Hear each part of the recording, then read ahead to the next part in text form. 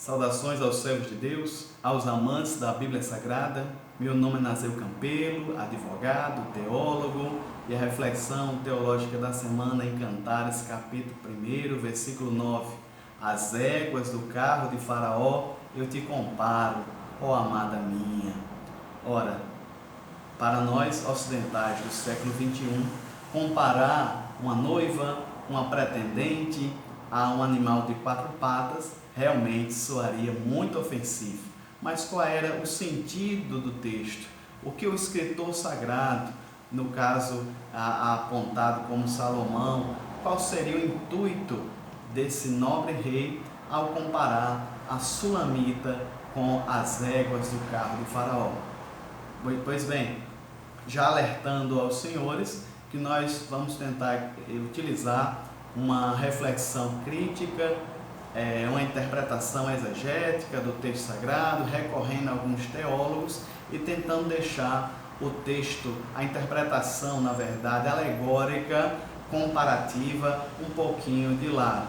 O livro de Cantares é muito estudado de uma maneira em ver as semelhanças entre a igreja do Senhor e o noivo, o Jesus, o Messias. Para com Israel seria o Deus Jeová e o próprio povo de Israel. Essa é a interpretação mais usual, alegórica, mas nós não vamos utilizar a mesma. Vamos refletir um pouquinho aqui na Semana dos Namorados sobre um texto muito rico, muito interessante, que merece um melhor debruçamento. Pois bem, Salomão comparou a sulamita a uma égua. Realmente, para aquela época, a poesia, os recursos poéticos daquela época, era bem comum comparar pessoas a animais. Ninguém se ofendia com isso, ninguém tinha nenhuma espécie de conflito, porque o sentido do texto era as qualidades daquele animal, era as virtudes daquele animal. No caso específico, numa época, num momento, num contexto em que Faraó era um exemplo de monarca, Faraó com seus carros, com seus exércitos, no caso específico, a sua maior arma de guerra eram os seus carros de guerra. Ele era equipado com animais de porte belíssimo, de muitas qualidades. Nós temos aqui uma figura de um equino, um animal muito bonito, muito adornado. Essa é uma figura dos murais que é apresentada lá no Egito. Ele vinha com penas, ele era vestido de joias e ricas pedras. Então já vai nos dando uma chave de leitura para entender o que realmente Salomão queria. O texto lá de Crônicas, o livro de Crônicas, diz que Salomão importou cavalos, Salomão ele comprou animais lá do Egito e ele tinha no caso um apreço por esse animal, que era muito importante na época, que era caríssimo, inclusive Salomão chegou até no caso, ser um revendedor. O texto diz que ele comprava animais do Egito e vendia ali para os hititas e as regiões ali próximas da Palestina. Nesse contexto, Salomão pretendia aquela moça, ele quis fazer um elogio a ela e trouxe a alusão, trouxe à baila um elogio que para nós seria um pouquinho, no caso, não estaria bem colocado. Hoje nós tentamos comparar nossas mulheres com animais fofinhos, com animais mais belos, com outras qualidades. Mas a mulher sentia prazer naquela época e via as virtudes daqueles animais. Como vocês percebem aqui, muito bem cuidados, exemplos de força, de firmeza, de velocidade e de agilidade.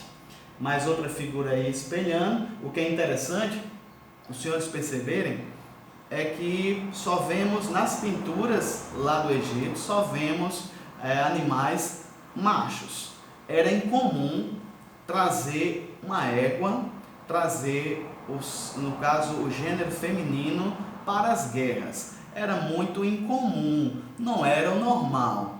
Já se percebe que a égua que Salomão faz menção era um animal diferenciado, que poderia fazer jus à sua força de igualdade com o gênero masculino, com o cavalo propriamente dito. Então ele ressalta as qualidades daquela a quem ele quer elogiar. Mas para reflexão um pouquinho apurada de um teólogo, nós trouxemos aqui, no caso, o Geraldo Holanda, que ele fez uma colocação bem interessante. Na visão dramática, compreende-se que o rei tenta seduzir a sulamita comparando a sua égua predileta, prometendo-lhe ricos adornos que substituirão os pobres ornamentos que a pobre pastora carregava. O personagem que fala utiliza imagens que evocam luxo e riqueza. Então elogiar ela, apresentar a ela o carro de Faraó, como essa égua estava equipada, aparelhada, com joias. Era, na verdade, um elogio e no caso específico, podemos pensar aqui, um chaveco, uma tentativa de sedução. Olha, você tem suas qualidades e você vai ficar adornada. Eu vou te encher de joias, vou te deixar ainda mais bela. Então, era aí no caso específico uma tentativa de Salomão. No capítulo 1 ele ainda está na conquista, ele ainda está na tentativa no caso de sedução. E temos então o mesmo autor, o Geraldo Holanda, no seu livro de Comentários aos Cânticos, ele apresenta uma tradução alternativa, que eu apresento agora. A minha égua, nos carros de Faraó eu te comparo. Então, a égua predileta dele, aquela que ele tinha carinho, aquela que ele estava nos seus currais, não era a égua de Faraó, era a égua de Salomão. Ele diz, olha, a minha preferida, eu te comparo. Nos carros de Faraó, assim ela vai ficar, assim você pode também. Então esse é um texto, essa é uma visão alternativa, uma tradução alternativa que o texto oferece e que nos dá aí o intuito, o objetivo do rei Salomão aqui. Nós entendemos, nós vamos na linha teológica que foi realmente Salomão que escreveu esse texto. No livro de Cantares, especificamente, ele cita diversas regiões de Israel, de norte a sul de Israel, que num período posterior, com o reino dividido, ou após a Babilônia ter invadido e levado cativo, seria totalmente inadequado e deselegante citar. Então, foi um texto poético, uma produção poética de Salomão, que era conhecido por seus cânticos, tentando seduzir uma jovem pastora, equiparando a ela a um animal de guerra, um animal forte, um animal preparado. Então, sem ser ofensivo, você pode citar esse texto para a sua querida namorada, pretendente. Vamos fazer aqui em outras palavras, transliterando aqui e fazendo uma nova leitura desse texto de Cantares. Você é forte, você é bela, esteja comigo, vamos vencer juntos, ficarás mais bela ao meu lado, estarei mais bela ao seu lado, e vamos juntos vencer e conquistar as guerras.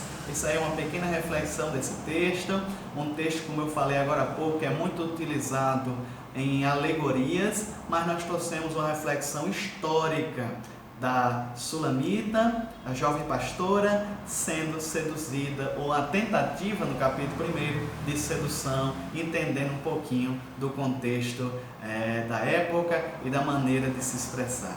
Então, essa foi a nossa reflexão dessa semana. Espero que você, se puder, curtir, compartilhar, para que essa reflexão chegue ao maior número de pessoas. Que Deus abençoe a todos.